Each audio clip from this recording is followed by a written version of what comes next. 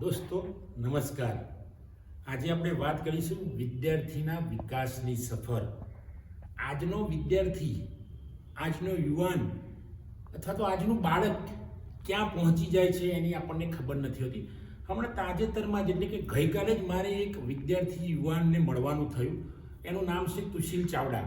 તુશીલ ચાવડા ગાંધીનગર જેવા વિસ્તારમાં રહેતો હતો અને ગાંધીનગર આવ્યા પહેલાં એ બિલકુલ બેકવર્ડ ગામમાં છેક સાબરકાંઠા અરવલ્લીની ગિરિમાળાઓમાં કોટડા ગામ ચારે બાજુ કોટથી વીંટરાયેલું છે એવા ગામમાં તુશીલ ચાવડા રહેતો હતો. નાનપણમાં ત્યાં એનું નાનપણ વીતેલું. પછી થોડાક સમય પછી એના પપ્પા લાવ્યા એને ગાંધીનગરમાં, અને ગાંધીનગરમાં આવ્યા પછી તુશીલ ચાવડાએ જે ગુજરાતી દેશી જાણતો વિદ્યાર્થી ઇંગ્લિશ મીડિયમમાં ભણે છે અને અચાનક એના ઉપર જોરદાર ભાર આવી જાય છે, પણ છતાંય આ નાનકડું બાળક દોડતું નથી અને તુશીલ ચાવડા એ સતત ભણવાનું ચાલુ રાખે છે. અને ગાંધીનગર શહેરમાં એ એક સ્કૂલમાં, સારી સ્કૂલમાં ભણે છે, ઇંગ્લિશ મીડિયમમાં. ભણતા ભણતા એ 12-13 વર્ષની ઉંમરે એક પુસ્તકનું ટ્રાન્સલેશન અંગ્રેજીમાં કહી નાખે, ગુજરાતી નોવેલ હું ખોવાયો નોવેલનું એક્સ્ટસીમાં એ ટ્રાન્સલેશન કરી નાખે છે. જબરજસ્ત કામ કરી દે છે. આ તુશીલને 11મા ધોરણમાં જ બીજો એક અવસર મળે છે અમેરિકામાં જવાનો. તુશીલ ચાવડાને અમેરિકામાં એક્સચેન્જ એક્ટિવિટી લર્નિંગમાં જવાનો એને મોકો મળી જાય છે અને તુશીલ અમેરિકા પહોંચી જાય છે. અને ત્યાં જઈને તો એનું આખું જીવન બદલાઈ જાય છે. જબરજસ્ત મહેનતુ છોકરો તુશીલ ચાવડા જબરજસ્ત ભણે છે અમેરિકામાં જઈને, અને અમેરિકામાંથી 1 વર્ષ પછી પાછો આવે છે. પાછો એ જ સ્કૂલમાં જ ગાંધીનગરમાં એ ભણે છે અને જોરદાર રિઝલ્ટ સાથે પાસ થાય છે. અને તુશીલ ચાવડા પહોંચી જાય છે બેંગ્લોરની ક્રિસ્ટ યુનિવર્સિટી, ડીમ્ડ ટુ બી યુનિવર્સિટીમાં પહોંચી જાય છે અને ત્યાં એ ગ્રેજ્યુએશન બહુ અદ્ભુત વિષય સાથે કરે છે. માસ communication and media and psychology સાથે એ ગ્રેજ્યુએશન 3 ટાઈપની ડિગ્રીઓ એ લઈને બહાર આવે છે. બહાર આવતાની સાથે આ તુશીલ ચાવડાને 2-3 ઓફર આવે છે. એક તો જે કોલેજમાં ભણ્યો હતો ત્યાં જ એને ટ્યુટરની ઓફર આવે છે, પણ એ સ્વીકારતો નથી. ત્યારબાદ એને 40-50 હજારના પેકેજ સાથે એક કંપની ઓફર કરે છે એડિટર તરીકેની. એને જર્નાલિસ્ટનું પણ કરેલું છે, સાયકોલોજીમાં પણ એની માસ્ટર છે. તો એક જ વિદ્યાર્થીમાં 3-4 ટેલેન્ટ છે તુશીલ ચાવડા.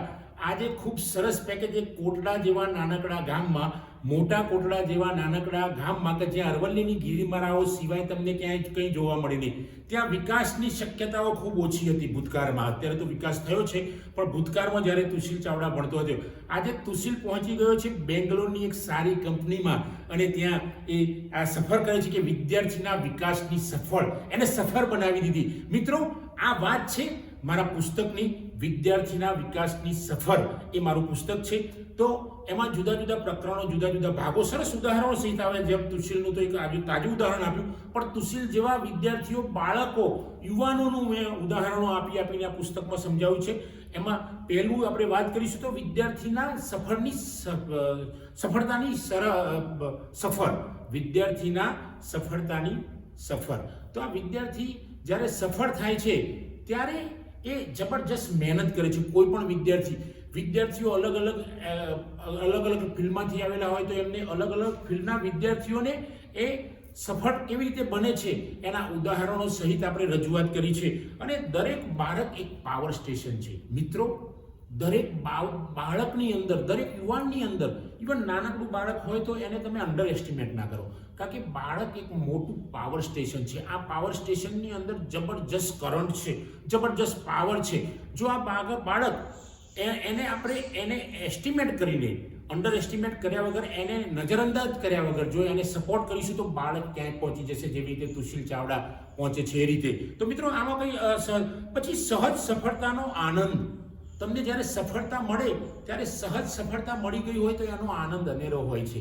એમાં ક્યાંક તમને ઈશ્વર પણ મદદ કરે છે. આવી રજૂઆત આ પુસ્તકની અંદર વિદ્યાર્થીઓના વિકાસની સફરમાં કરવામાં આવી છે. મિત્રો, આ પુસ્તક તમે વાંચશો તો ખૂબ મજા આવશે. એમાં આ પુસ્તક ખૂબ અદ્ભુત છે.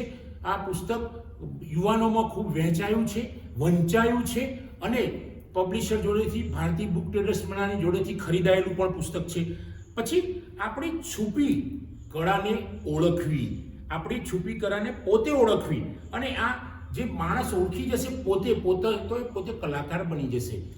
જેમ કે અબ્દુલ કલામ નાની ઉંમરમાં જેમને ખબર, પેપર વેચતા હતા અને એમને ખબર પડી ગઈ પોતાની કે ભાઈ હું સાયન્ટિસ્ટ બની, તો એ માણસ પાયલોટ માટે ઇન્ટરવ્યુમાં અસફળ થયેલા અને એવા માણસને ભારતના રાષ્ટ્રપતિ બની જવાનું થાય છે ત્યારે કેટલા આનંદની વાત હશે કે મિસાઇલ મેન બની જાય છે કે એક માણસને ઇન્ટરવ્યુમાં ફેલ થાય છે અથવા તો વેટિંગમાં આવે છે એવો માણસ ભારતનો રાષ્ટ્રપિતા પતિ બની જાય છે અને ભારતના રાષ્ટ્રપતિ બન્યા પછી મિસાઇલ મેનનું પણ બિરુદ તો એમને મળી ગયેલું છે મિત્રો. તો આવી વાત છે. આપણે don't under estimate power of your children. મિત્રો, તમે તમારા બાળકને, નાનકડું બાળક પાડોશમાં રહેતું હોય, પોતાનું બાળક હોય તો એને અંડર એસ્ટિમેટ નહીં કરવાનું. કારણ કે જો બાળકને અંડર એસ્ટિમેટ કરીશું તો આપણે પોતે અંડર એસ્ટિમેટ થઈ જઈશું. એટલે તમે ધ્યાન રાખો કે કોઈ પણ બાળક હોય તો એને અંડર એસ્ટિમેટ નહીં કરવું, એને સપોર્ટ કરવો. એક નાનકડું કામ કરે તો એને એવી પ્રશંસા કરવી કે બાળક ખુશ થઈ જાય. કારણ કે બાળકને પોઝિટિવિટી જોઈએ છે, બાળકને નેગેટિવિટી જોઈતી નથી. એટલે ખાસ આપ સૌને વિનંતી કરું છું કે કોઈ પણ બાળક હોય, કોઈ પણનું બાળક હોય, આપણું હોય કે કોઈ બીજાનું બાળક હોય, તો એને અંડર એસ્ટિમેટ નહીં કરવું. એને નાનકડું કામ કર્યું હોય, ખિસકોલી જેવી રીતે રામાયણમાં કહેવાય છે કે ભાઈ રામાયણની અંદર ખિસકોલીએ આરોટીને, એ જે બ્રાહ્મનો બ્રિજ બનતો હતો ત્યાં એ આરોટીને ત્યાં રેતી પાથરતી હતી, તો એવી પણ એક લોક વાયકા છે, એવી પણ એક શાસ્ત્રો અથવા તો વાતો છે કે ભાઈ ખિસકોલીના ઉપર રામે હાથ ફેર્યો એટલે એને પાટા પડી ગયા છે અત્યારે જે ખિસકોલી. તો આવડી ખિસકોલીને પણ રામે નજરઅંદાજ નહોતી કરી કે ભાઈ એ થોડીક દૂર અથવા તો રેતી નાખે છે, પણ બહુ મોટી વસ્તુ છે. એટલે બાળકને અંડર એસ્ટિમેટ નહીં કરવું. યુવાન કંઈ પણ કરી શકે છે. આજનો યુવાન કંઈ પણ કરી શકે છે. મિત્રો, દુનિયાના જે મહાન માણસો બન્યા છે એ બધા એક સમયે યુવાન હતા અને આ યુવાનો જે કરી શકે છે, દેશનો બદલાવ, દુનિયાનો બદલાવ, વિશ્વનો બદલાવ, સમાજનો બદલાવ, પોતાનો બદલાવ પણ આજનો યુવાન જ કરી શકે છે. એટલે યુવાન કંઈ પણ કરી શકે છે, પણ એ યુવાનને આપણે સૌએ સપોર્ટ કરવો પડશે, યુવાનને મદદ કરવી પડશે, યુવાનને માનસિકતા વધારવા માટે એને પ્રયત્નો કરવો પડશે, એનું મોરલ ન તૂટે એવા પ્રયત્નો કરવા પડશે. યુવાન સામાન્ય કામ કરે પણ એને બિરદાવો તમે. જો આમ થશે તો યુવાન ખૂબ આગળ નીકળી જશે અને એક યુવાન આગળ નીકળશે તો એ યુવાન બીજાને પ્રેરણા આપશે, બીજો યુવાન નીકળશે, એકબીજાને પ્રેરણા મળતી થશે અને આ દીપથી દીપ પ્રગટશે અને અનેક દીપકો આપણા દેશમાં પ્રગટશે અને આ અનેક દીપકો પ્રગટશે એટલે વિશ્વ કક્ષાએ પહોંચશે. અને મિત્રો, આમાં છેલ્લે એ પણ હું તો કહી દઉં કે વિશ્વ એકતાની ભાવના પણ કેળવાશે, બધા જ દેશો સાથે એકતાનો પણ ભાવ આવશે. તો મિત્રો, આ મારું પુસ્તક છે વિદ્યાર્થીના વિકાસની સફળ. આ પુસ્તક આપ વાંચો અને આ પુસ્તક એવી જરૂર નથી કે તમે ખરીદો, પણ કોઈ પણ લાઇબ્રેરીમાં તમને, સાર્વજનિક લાઇબ્રેરી, એકેડેમિક લાઇબ્રેરીમાં આ પુસ્તક મળી રહેશે. આપ સૌ ખરીદો, વાંચો અને આપ સૌ આગળ જાઓ. મિત્રો, આ મારો વિડીયો જો આપ સૌને પસંદ આવ્યો હોય તો એને લાઈક કરો, શેર કરો, કોમેન્ટ કરો અને જો મારી ચેનલ સબસ્ક્રાઇબ ન કરી હોય તો સબસ્ક્રાઇબ કરો. Thanks friends.